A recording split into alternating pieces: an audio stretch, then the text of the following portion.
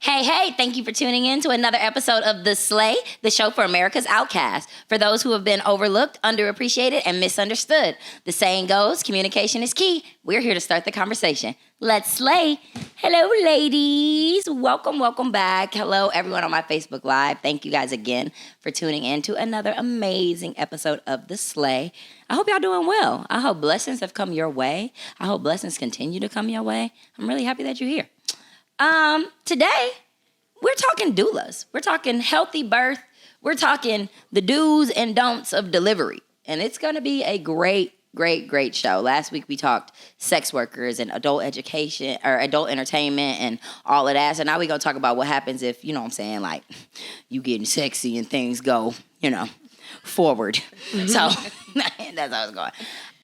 With me, I am your host, Shi Rye. You can call me Shi. And with me, as always, is the beautiful Mariah, but you can call me Rye. Like the bread that we making. Just you like feel me? Wham.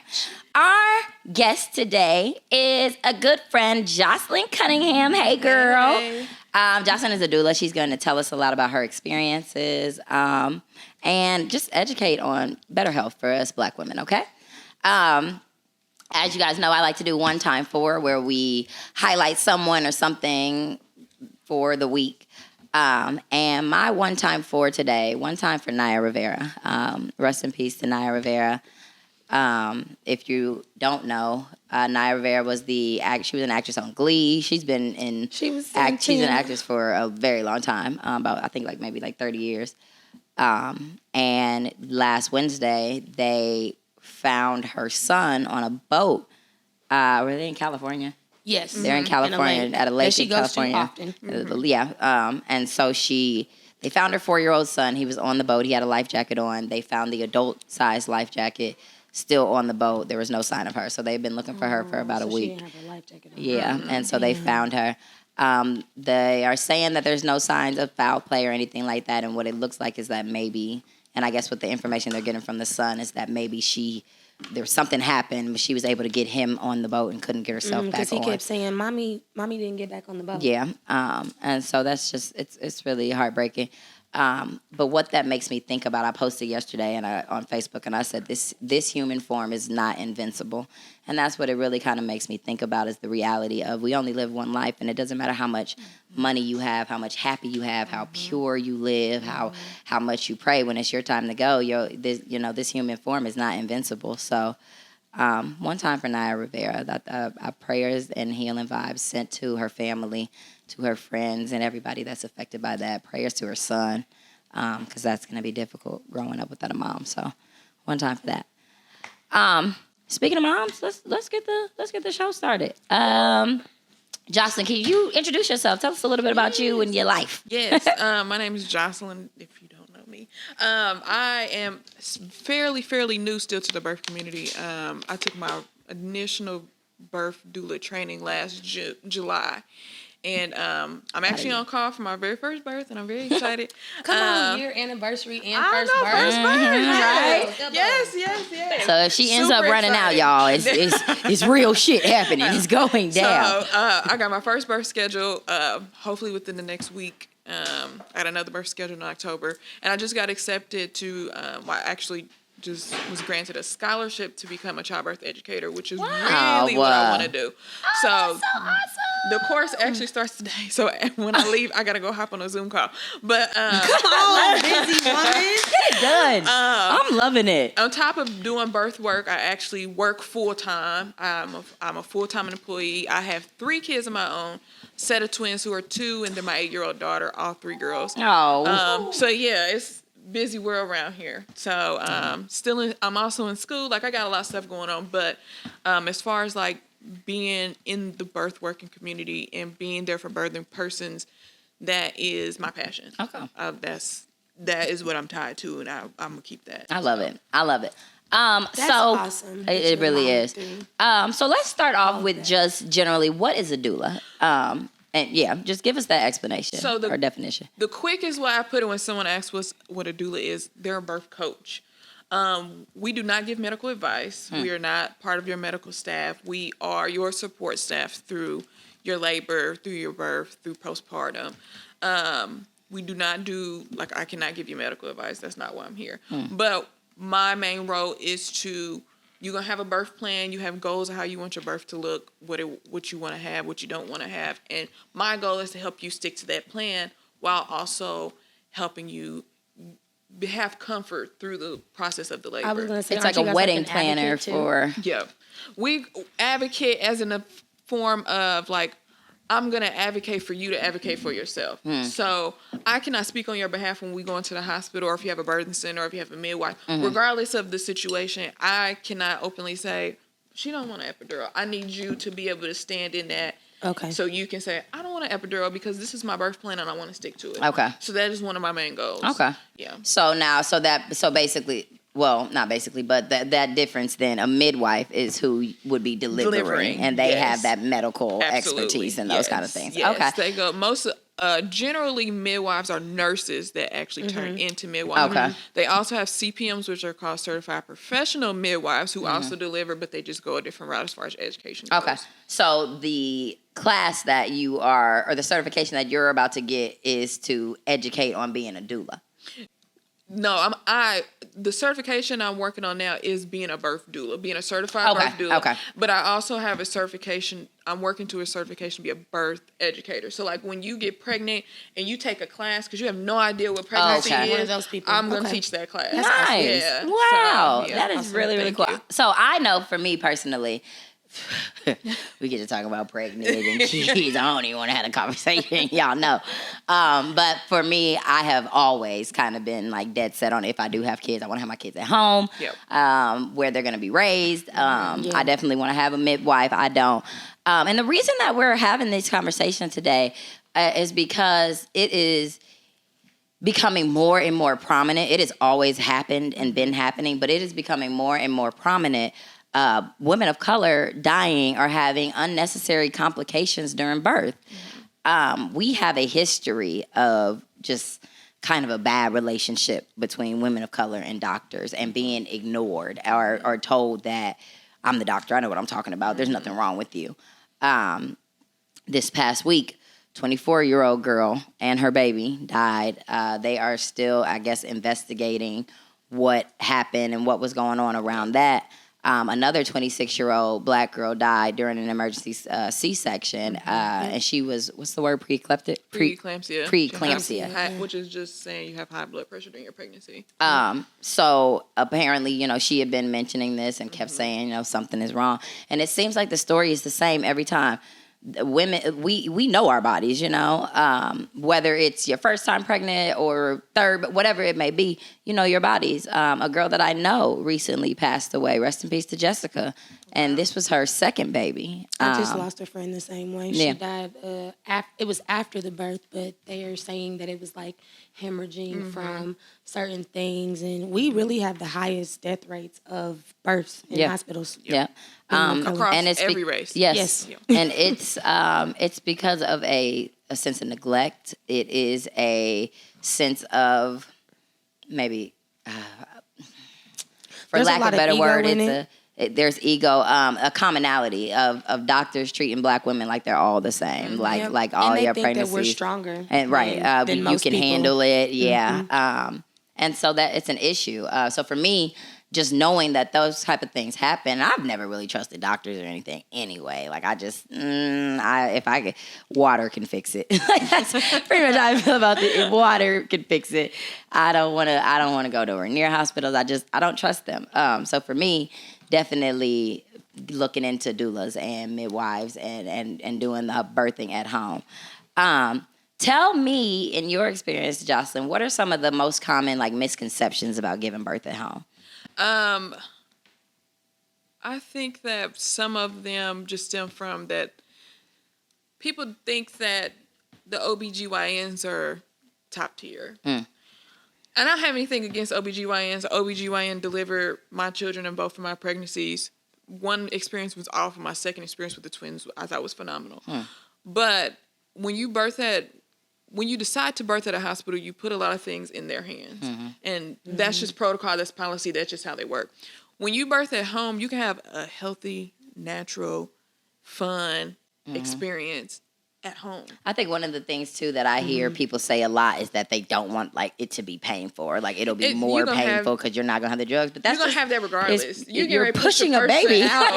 You're getting ready to transition a baby, 8 to 10-pound baby from from the back of your body to the front. You can't skip your that back part. Is separating, your pelvis is doing all of this. And your pelvis has already done that. So if you're already pregnant and you've made it, thankfully, if you've made it to 37, 38, 39 weeks, your pelvis has already started to expand. Your hips get wide. Your feet is hurt. You don't get to skip the pain. It doesn't go anywhere. So I do think that people decide not to do it at home. Just it is a fear, and the fear is tied to just a lack of education. Yeah. So if they're more educated about the process and realize that the process is going to happen regardless of where you are, if you're going to do it at home, you're going to be more comfortable.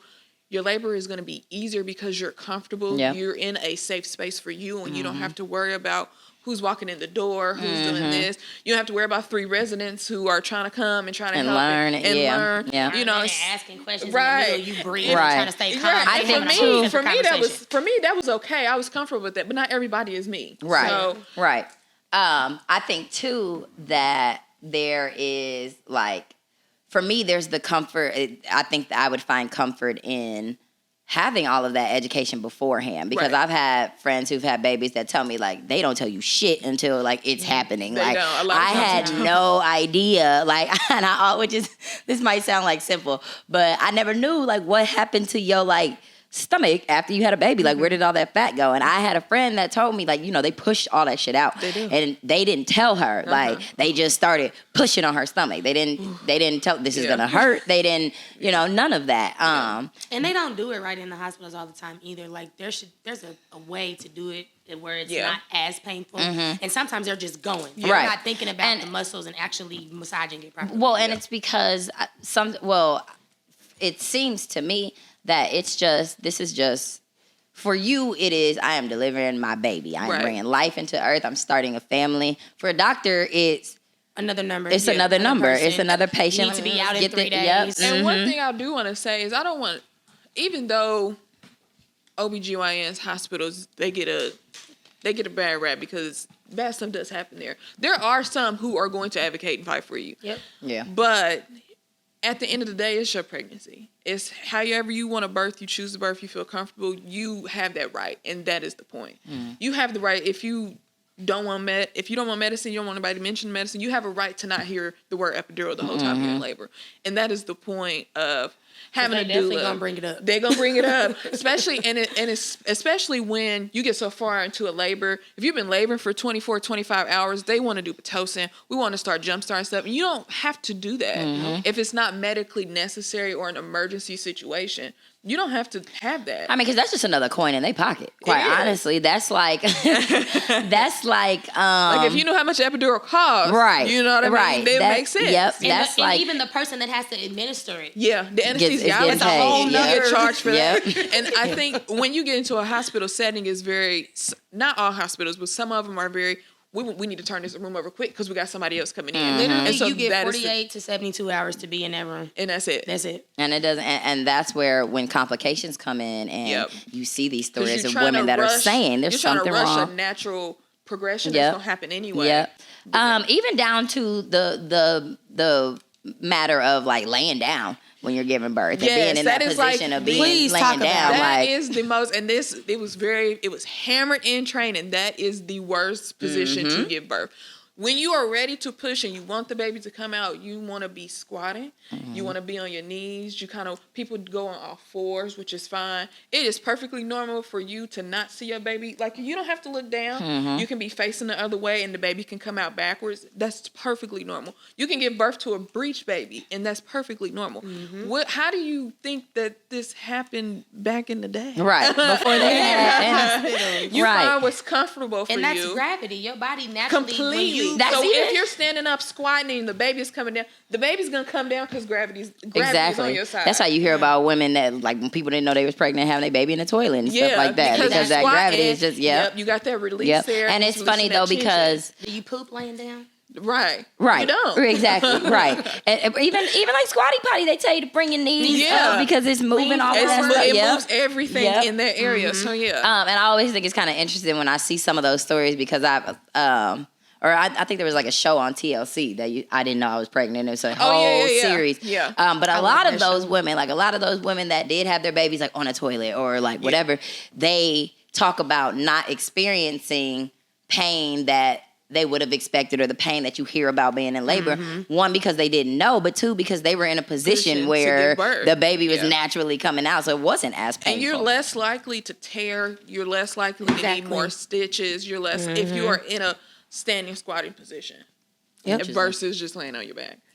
Tell us about, if you don't mind, about your birth stories and your experiences. So, with my oldest, Cassidy, I got pregnant with her when I was 18.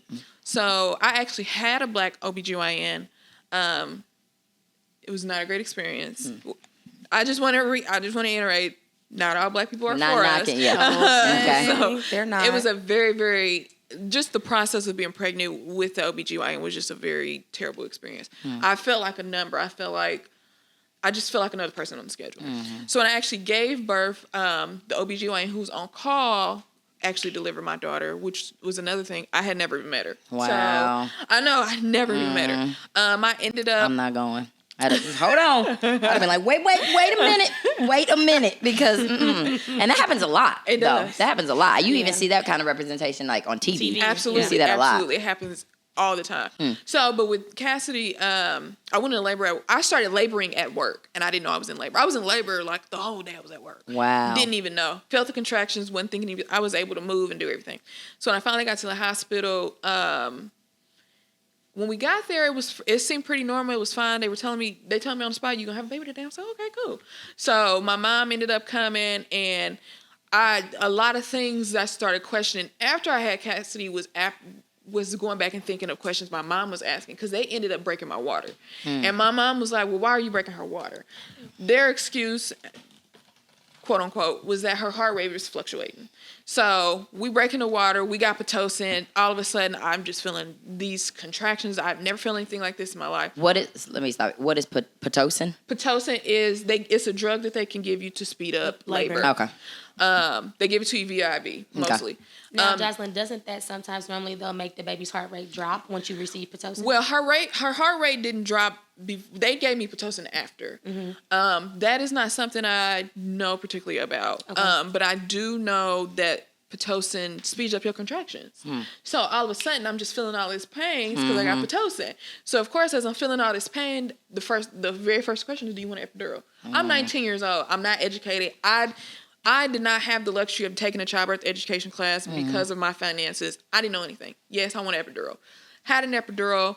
I was pretty comfortable most of the time. I couldn't feel anything, which is terrifying. And I actually pushed her out in like 20, 25 minutes. Oh, wow. Didn't feel anything. And thinking back on it now, I kind of wish I would have. Like, feeling the experience of bringing a life earthside is phenomenal, and I didn't get to experience that. Yeah. She ended up being perfectly fine. She was healthy. She was a great baby. She was a fantastic baby. We stayed in the hospital 3 days. We just stayed an extra day because she had some issues with her bladder, and that was it. So with the twins, my pregnancy with the twins was smooth into my third trimester. smooth sailing. My baby B, who is actually Emerson, who's my youngest, her placenta was in front. So when we had ultrasounds, it was very hard to see her and catch her heart rate because of how her placenta was placed. Okay. And so for that, and then just the possibility of she was breached my entire. So you have fraternal twins? I do. Okay. So yeah, they had their own sac. They had their own placentas. They were completely separate in the womb. There was a lot of questions raised by my doctor because she was breached, and he was not pushing C-section at the time. He was like, I think you're fine. We can deliver a breech. Most times what happens is baby A comes out, baby B flips, she'll come right out. Breech meaning upside down? Upside down. Okay. So she will be coming out feet first. Feet first, yeah. Yep. So that was uncomfortable. That sounds so, because it's like you think that you're good, and then like toes, feet, and then the head and shoulders come. My uterus. My uterus. I was like, no, squeeze it down, put it back. Can I y'all are just jiggle it hilarious. around? Shake this motherfucker. Flip it first. Flip it in the side.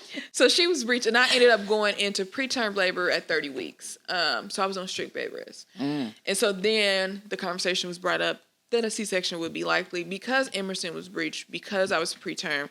She may not, their words were she may not survive coming out. If her lungs are not fully developed enough to hold, because babies hold their breath when they come through, the canal coming out. I didn't know that. Yeah, so they hold their breath, and if her lungs are not strong enough to hold her breath, I may be pushing out a dead baby, essentially. Right. So with that, trusting my OBGYN, I did a C-section. Still had a great experience, had a lot of regret afterwards, because I really wanted to have a vaginal birth for the twins. Really. I was so in tune with my body and was so comfortable. Yeah. I was in a hospital. I knew I was going to be in a hospital, and I felt like I robbed myself of that experience.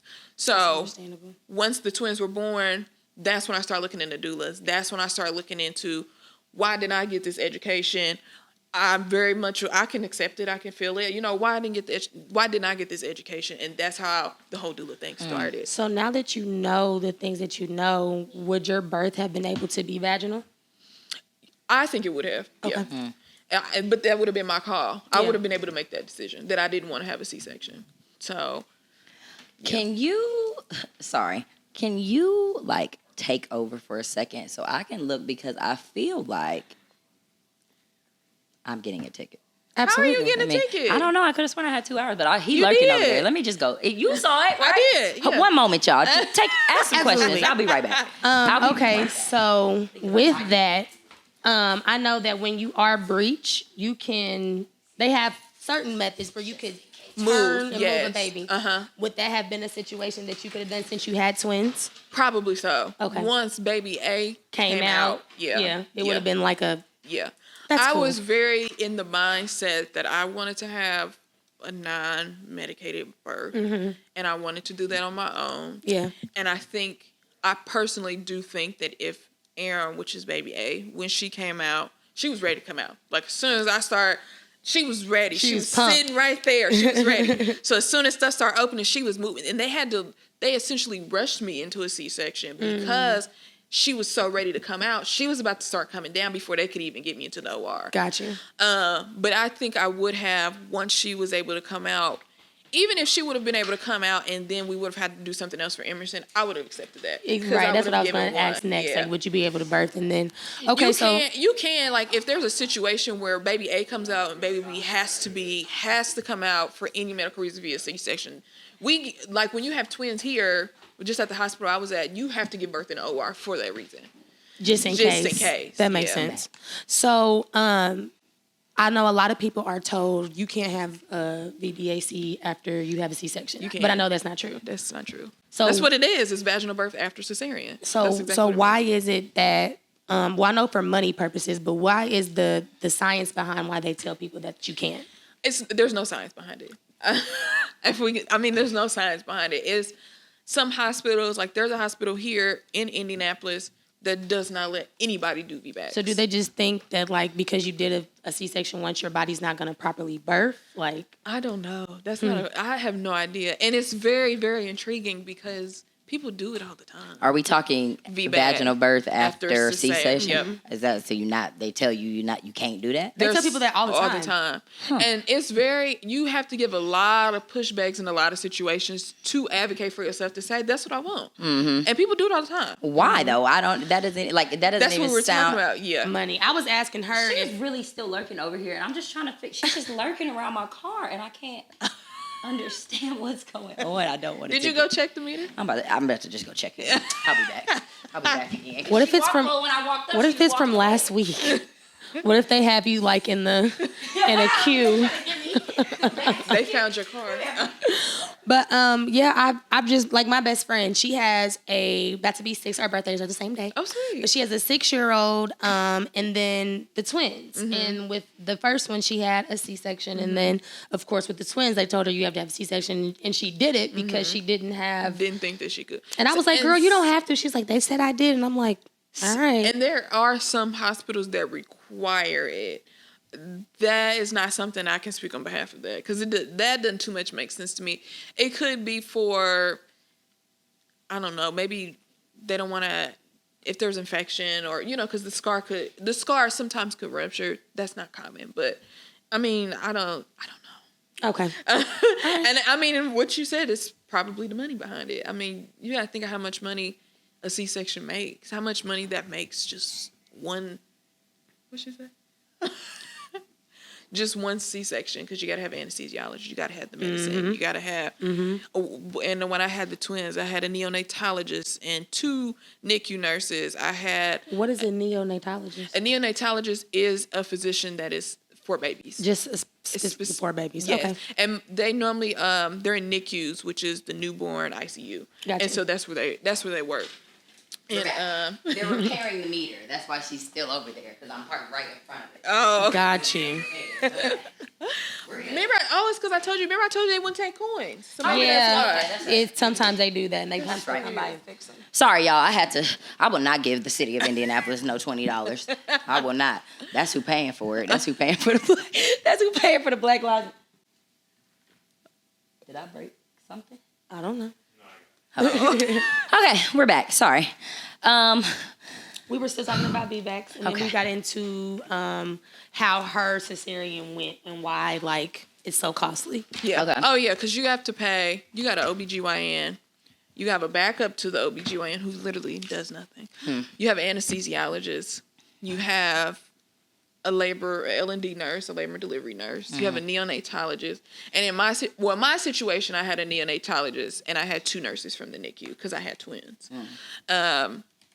Just imagine how much they get paid. That's a lot of them people. gotta get paid. That's just people. Wow. We're not even on medication. Processing. You still have to get a form of an epidural. You still have the stuff that they have to clean you off. Like, they charge you for everything. Yep. My baby B, the one who was breathing, she came out, she was not breathing. They charged me to resuscitate her. Wow. And it was like a $1,500 charge. Wow. Yeah. You get charged for that.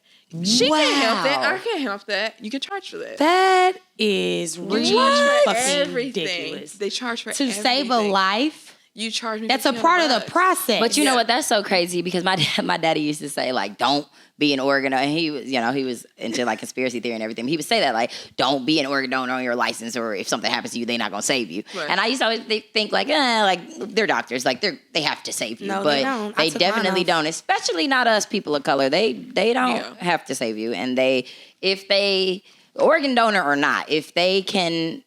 I don't want to say if they can avoid saving you, but sometimes that's kind of what it seems like. And then let's talk about a little bit, sorry to switch topics, but you were talking about the doctor that got put on leave. Talk about that a little bit. See if I can find this because I think that not only is there a fault with a lack of care from the healthcare workers, but then there's also a fault with the hospitals and the places that they work for that don't investigate afterwards, or that, don't do anything about it. It's medical just board. Yeah. This came from the medical board.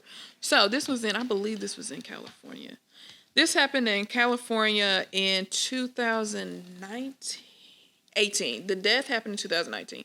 There was a doctor in California who, OBGYN, had a patient come in and give birth. After she gave birth, he pulled her placenta out. You do not have to pull the placenta out. It comes out on its own. It's called afterbirth. It's called afterbirth. It comes out on its own. So essentially, he pulled out her placenta.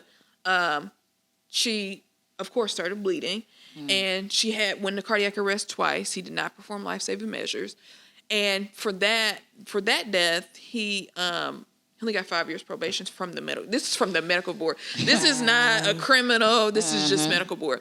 So under the stipulations of the medical board, he can still see patients, but just as a supervision, he has to have supervision for another OBGYN. He can only do it certain periods of a woman's pregnancy, whatever. How does that make sense? And on top of this doctor in 1997 and 1999 was involved in 2 other pregnancies, births, labor, that either the mother or the child died. Wow. He was only on probation for 3 years for that. Wow. He started his probation June 26th, but they gave him the sentence on June 3rd, and he was allowed to practice those 23 days until his probation started. So he's Wow. on probation. He also currently has another wrongful death suit for a patient that died in 2019. So this is a serial killer. Right. We can call it what it is. Basically. We can call it what it is. And I don't know I know the patient that he's serving probation for was a Latinx woman, but I don't know the races of any other women. But I would not be surprised if they were all brown. That is horrible. Yeah. And I mean, we have to look at it at what it is. It's systematic racism within the healthcare system. This does not just happen in pregnancies. Black women are 2 times. I think it's 3 times. It's 4 times. 4 times more likely to die than white women giving birth. Yep. And we can call it what it Anywhere. is. And it's not just birth. It's in medical period, because anything. I've never given birth, but just being a woman that had a womb issue, as many times as I've been to the hospital and all the surgeries I've had and things of that nature, I specifically remember this Asian doctor at S.L.A.Y told my husband, my BP is high, heart rate's high than a mug, because my body is going through it. Right. I'm so used to it, though. I'm not screaming, crying. I'm just kind of crying, and he's holding my hand. We're, like, meditating, and I'm breathing. Right. She comes in the room, and she goes, I don't think she's in that much pain. See. He said, do you see her heart rate? She hasn't slept in 3 days. I just want her to go to sleep. She said, well, I'm not going to give her more than 800 ibuprofen. He said, can I see her chart? He pulled it, because I just had a colonoscopy at that same hospital a week prior. He was like, what's that say? And it says she cannot have NSAIDs because she has ulcers, blah, blah, blah, blah, blah. So he's like, so you're going to give her an NSAID anyway? Yeah. She was like, yeah, that's all I'm going to give her. I'm not giving her a narcotic. No. That happens all the time. I got up. I took my own syringe. I was like, take this out of me. We about to go. Yeah. I'll just be at home. Yeah. If I'm going to still be in pain, I'll just go home. Yeah. Yeah. And that happens all the time. All the time. And it's not not just birth. You have to look at the health. I mean, when you look at health disparities in the Black community, high blood pressure, heart disease is one of the top 2 killers of Black and brown people. But when they go in, you don't treat them for what they need to be treated for. Yep. There is no. Y'all gonna get me started. There is Come on. I'm with it. That's why we're you here. have to think about the barriers to healthcare that we have. Yeah. When you think about the Far East Side, I grew up, born, raised on the Far East Side. How many hospitals do you see on the Far East Side? One. Community You North. got Community North. You got who else is on the Far East? Community North? Not Community North. Community Saint East. Community East. Yeah. Is And St. then- Vincent? Oh, no. North. It's North. It's Okay. Northwest. And then you have to think you got the Eskenazis like scattered all over. But like there's still barriers. People don't have cars. People don't have access That's to what I was going to say. bus. Transportation. An ambulance? I knew call this an kid. ambulance, you get a that's like $10,000 $1,500. Yeah, that's like bill. Yep. So I you have had a barriers. I had a friend in college that he was an athlete, and I think it was like, I can't even remember. I want to say it was like a sprain or like a torn ACL. It was something that he ended up going to the hospital for, and somebody had mentioned to him, like had asked him, like, do you want me to drive you or you want to get an ambulance? He's like, let's just ambulance. You know what I'm saying? We've already called for it, whatever. And it was like $15,000 Just to to move ride. him 5 miles. And this was in Muncie. So that, you know what I'm saying, everything in Muncie is very close together. It was like a good $15,000 bill. The bill for the ambulance was more than the bill for the what he got hospital. treated for. Like that That's shit is crazy. That shit's crazy. And then, but outside of even like a financial part of it, there is just a lack of education. Like I said, I'm the type of person that like, I can fix it myself. I'm not trying to deal with no hospitals. I'm just scary in that way. Like I'm not. And the thing is, you can yell it from the rooftops, but you also have to think about the barriers to the lack of education. For people who are not educated, there are Black and brown people who grew up and just did not have the finances or the means to get to school to finish a high school diploma. So then you have to tie in all of that. It ties into everything. Yeah. And that's the part that sucks. Because if you fix one thing, you have to fix it at the root. And until we can build some grocery stores off 38th and whatever on 42nd and Post, you ain't got no grocery stores. No. You got a liquor But that store ain't though. one. You got that on every liquor corner. store on every corner. On every but we corner. don't have fair means to fresh produce. Yep. You know what I mean? Food deserts. Food deserts. Food And deserts. But when you can get drunk. Deserts and hospital deserts. Yeah. Yep, but you can get drunk. But you can get drunk. And then when you trying to get lit? And then the options you have around you are fast food. I said, and you can get some fried chicken from the you can gas station. definitely- You can get that, but if you have heart disease, how's that going? How's that going to help you? Yeah. in my personal experience, and then I want to kind of talk about a little more about your experience of just dealing with hospitals and everything. In August, I got a little baby strapped to her. Last August, I miscarried. I've never been pregnant, never had no pregnancy scare, never, you know what I'm saying, nothing. I literally found out on a Tuesday that I was pregnant, and by Thursday I wasn't pregnant anymore. And actually don't know, was not told for certain that it was a miscarriage. So what happened, I found out on a Tuesday. I went that day to get an ultrasound, and they wanted me to wait until maybe 3 days later or whatever. That was the only appointment they had available. So the next day, I was spotting a little bit. I was talking to a couple of my friends, and they were like, that's probably implantation bleeding, you're fine. The next day, I was at work, and I was like, I feel fine, my body doesn't hurt, but every time I go to the bathroom, I'm seeing blood, and this is more than what the people at the clinic told me that I should be seeing. So by the time I got off work, it was like a period flow, which I don't even get. My period is not even regularly. It's light as shit. Don't even need a panty line type of thing. And so I was like, okay, I'm going to go to urgent care.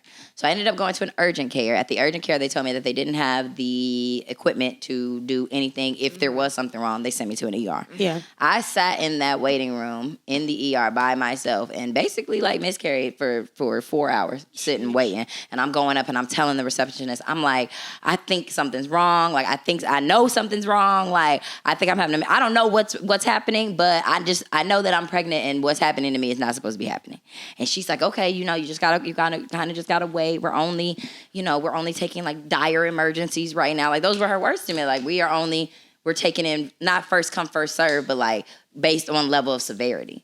To which in my mind, I'm thinking, I'm possibly losing my first fucking baby. That's pretty goddamn severe. Yeah. But the hospital didn't give a shit about that. So once I finally got to the back, they told me that they couldn't locate anything on an ultrasound. And they ended up actually giving me a shot. I can't remember what it was called, but they ended up saying, we can't locate. You've already, passed a lot of blood. They asked me if I had passed anything that seemed like a clot, and I was like, yeah. And they were like, okay, that's probably the fetus. We're going to go ahead and give you this shot. It's going to kill the rest of the cells. Yeah. So I ended up going to for maybe 4 or 5 weeks, I was going to follow-ups. Where they were just tracking my hormone levels until they went down to 0. Yeah. And that was how they ended up. They told me I was atopic at first. That's what they told me at the hospital. And then as I'm going to the follow-ups, they were saying, we think it might be a miscarriage because your hormones are dropping at a really, really, really fast rate. With the drug or whatever the shot was that they gave me, it wasn't supposed to happen like that. And throughout that whole experience, I just remember feeling nobody here gives a shit about there's a mental side to it. There's a psychological side to that as well. So when I couldn't imagine being about to have a baby. I couldn't imagine being 9 months pregnant, feeling like something's wrong, telling the doctor something is fucking wrong, and you telling me no, you cool, you straight. I don't know what that would do to your brain. But that was the most discomforting part for me, was just feeling these doctors are sitting in my face smiling and telling me that they're here for me, and none of my questions are getting there. Right. I don't even know what questions to ask because I've never been in this position before, but nobody is giving a fuck about educating me or letting me know, talking me through the process of what's happening to me. And that it's disheartening. It's very discomforting. But because I had already felt like this, but especially because of that experience, I am so dead set on having a doula, having birth at home, having all of that education before I even get pregnant. You know what I mean? Just knowing what that looks like, because sex ed that we got in high school, middle school, that's not fucking, that is not sex education. No. That is and not. And one thing I do want to mention, there are certain just resources for anybody. There are end of life doulas that help with situations like that. They're called end-of-life doulas. There are some people who want to have a doula when they have an abortion or when you have a miscarriage, or for instance, if I was in a situation where I had a mom who was full-term and then something happened, I probably would refer her to an end-of-life doula after she and I wrapped up what we had going on, because they study much different materials than like a birth doula or a postpartum doula would. So they would be able to help through that. Most definitely. It goes back to that conversation of just like therapy and like breaking the stigma that Black people don't need therapy Please or go to that we don't go to therapy Please for go anything. to For therapy. anything. I said For all the time, anything. you need therapy. Straight girl. up. And it's Go to not an therapy. insult. It's not an insult. It's not. That's why they're You don't there. have to be crazy to go to therapy. No. I just totally looked at the time and like lost my train of thought. But yeah, I think it's so important. It's just especially women of color to understand that just because you don't have that education doesn't mean that you can't get it. Right. It's never too late. Never. Go get it. You know from what I'm hearing, like I don't give a damn if you're 8 months ready to pop and you've been dealing with a hospital this whole time. You do have options. You do. Yes, you do. There's a big misconception, but especially if you're going from an OBGYN to a midwife, midwives are much more flexible in things like that. So if you're going to go from doctor to doctor, that might be harder, but you always have options. Even if you can't, they won't release you from care, or you can't go to another OBGYN, you want an OBGYN. Find the person within that practice that you want to see. If you vibe better with someone else, that's fine. Switch to them. Yep. You have all those options. And please don't think about like it's kind of like when your doctor asks you if you're sexually active and your mom is in the room type shit. Like, don't think about that. Like, I when I was younger, I guess, and started like setting up my own doctor's appointments and shit, I was always like, for whatever reason, I always had this anxiety about like not necessarily hurting my doctor's feelings, but just like I didn't want her like judging me and shit like that. You know what I'm saying? But holding back information is more damaging than anything else, than the embarrassment that you might feel from. When you are able to put information out there and you have someone that you trust, they instantly become an advocate. They know who you are. They care about you. A lot of doctors do. So a lot of times you get that relationship. Tell everything. And they also can give you that education. Like I said, like I didn't know what questions to ask. I think that having somebody that is dedicated to you, yes, you know, you're not the only baby that your midwife is going to deliver or, you know, has delivered or whatever, but she cares about you. That is a part of their training and job. Passionate, yeah. People pick things for a reason. I truly believe that midwives pick that. They are super passionate about that. You can ask any midwife. You can ask any doula. They're tied to that. There's a dedication in that because they have those feelings. And they want you to have a healthy birth. We want to see a baby come out. And they can give you those options. You know what I'm saying? They're not going to tell you this is what you need to do. And it's almost like parents telling kids because I said so. Like that's how, when I read these stories, that's what it sounds like. The doctor says, well, it's because I said so. I'm the doctor here. How you going to tell me? You know what I mean? And something terrible ends up happening. Yeah. And it doesn't have to be that experience at all. Because even when I have people I've had birthing persons who come to me and we do a consultation, we don't fit. But I got 3 or 4 of the doulas that I can get you in touch with that I think would be great for you. Because I still do think you have a right to have this resource. I'm not going to rob you from that because you don't want to hire me. Absolutely. We have I have a network of people I can. And it's a passion for, it's not about $1. It's not about making that money. I specifically charge what I charge because it's not $1. Yep. I charge lower, and a lot of doulas don't like that because you want to get paid for what you're worth, and I get it. But there are people who, I do this because there are people in low income situations, in black communities, in LGBTQ communities who don't have people that they can trust but they need this, and I'm gonna do that. I know regardless if you can't pay me a penny. That will not charge young mothers of color. Oh, that's good. She's like I just don't. And I've had a client where I'm like, name your price. What can you afford? She'll do that too. She's like, what can you afford? And okay, whatever. And she'll still give you the whole full spectrum. I'm still gonna give you everything because you deserve it. You have that right. She's like, I charge the people who because Black Lives Matter. Yep. Because Black Lives Matter. And you need it. And you're gonna, especially if you're in low income, you're more at risk for being manipulated. You don't have the education. Even if I can show you how to do a birth, even if you don't want to hire a doula and you don't know, but you know what you want to do for your birth, you can pay me $20 and we can go and do a birth plan. So you have a birth plan, even if you don't want anybody else in the room, because you still need that. Yep. So definitely, absolutely. Well, I like that. Thank you, Joslyn, for joining us. Is there anything else that you want to? We're gonna start wrapping now. Is there anything else you want to? No, I think you guys asked some really good questions. Yeah, and I just think, like she was saying about talking about what's going on with you, don't ever feel like you're talking too much or like, oh, they're not listening. If you feel that way, like she said, switch. Because I got to the point where I would bring my whole packet to a doctor's office. I've had procedures, I've had surgeries, I have pictures. Yep. I have levels of my blood pressure and things that were happening at these times. Matter of fact, all the questions you got, Here's your answers to them. Yep. you can read that and then come back in the room and see whatever else you need to know. That's how I started doing doctors, because I know my body. You're not going to tell me that this didn't happen or I didn't have that. Are you sure? I'm absolutely sure. Here's a picture of it. Yep. Right there. Yep. So, yeah, you definitely, even if you're going to use traditional medicine or Western medicine as your go-to, know yourself. Yep. Definitely. And there's nothing wrong with using traditional medicine. No, no one here today is saying you don't have an OBGYN. You have to go with who you trust. You have to go with if that is what feels good to you, go with it.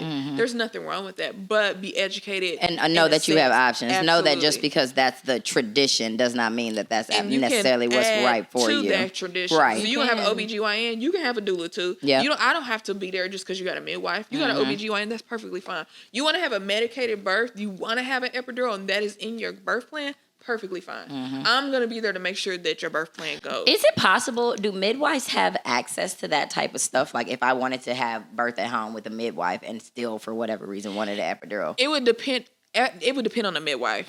I don't know if they carry medicines like that sometimes. When you're in a hospital setting, more than likely, yes.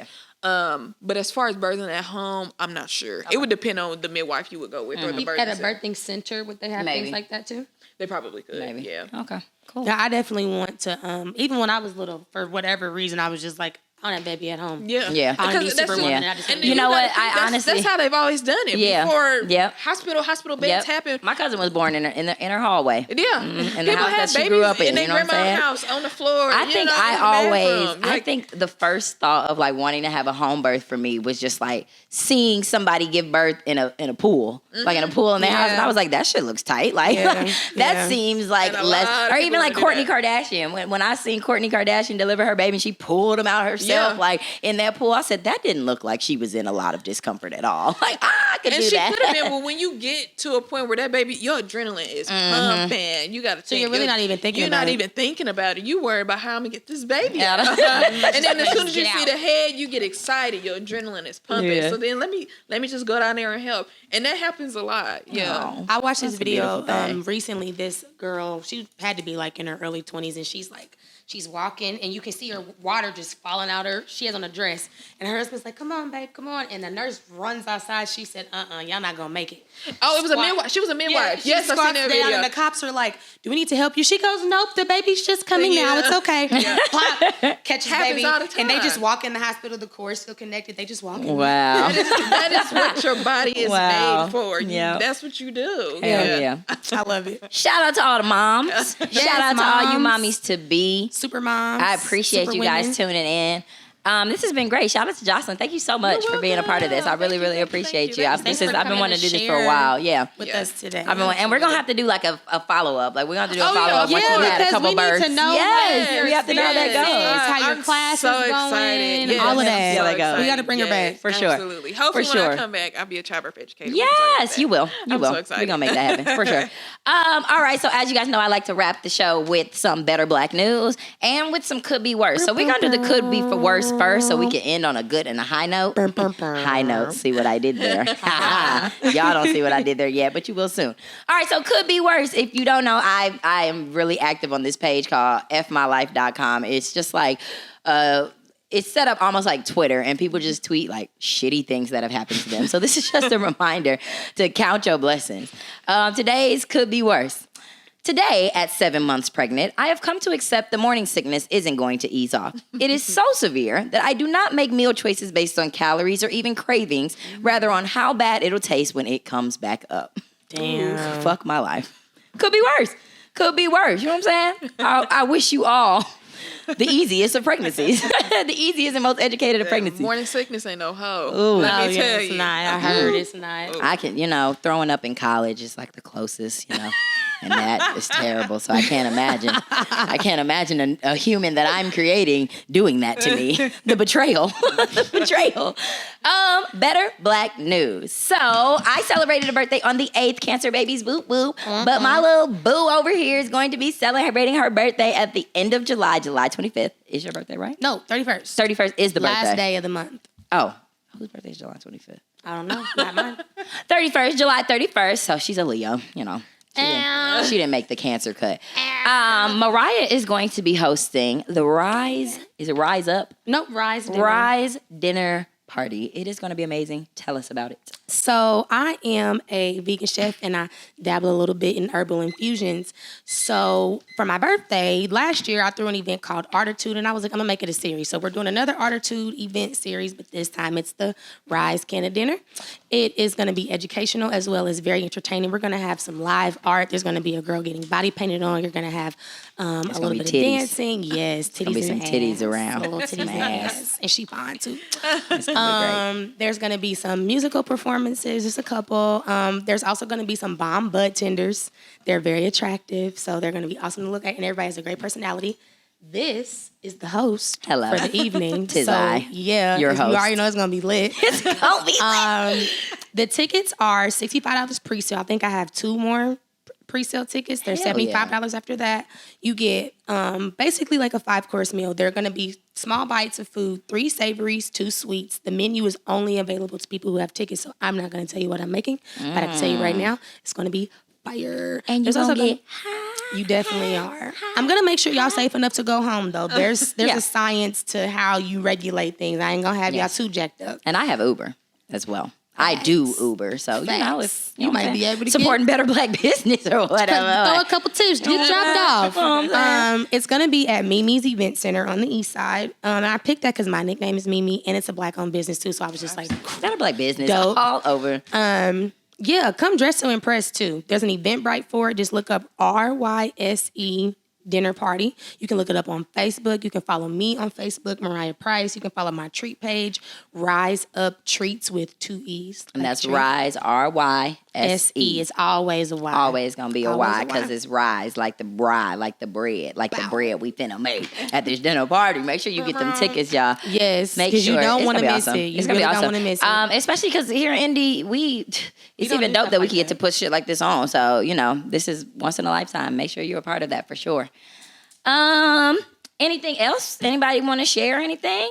That was a clutch good, show. That was yeah. my morning started off kind of rocky, but like this always Thanks for brings being me. here with us. I always feel so hectic coming in. It doesn't matter how early I get up, how much pre-planning I do. When I come and sit in here for some reason, I just get this like anxiety. I get just coming in, so I'm really happy that y'all are still tuned in. The second episode of The Slay with Shi Rye will be available on YouTube this Saturday at 7 p.m.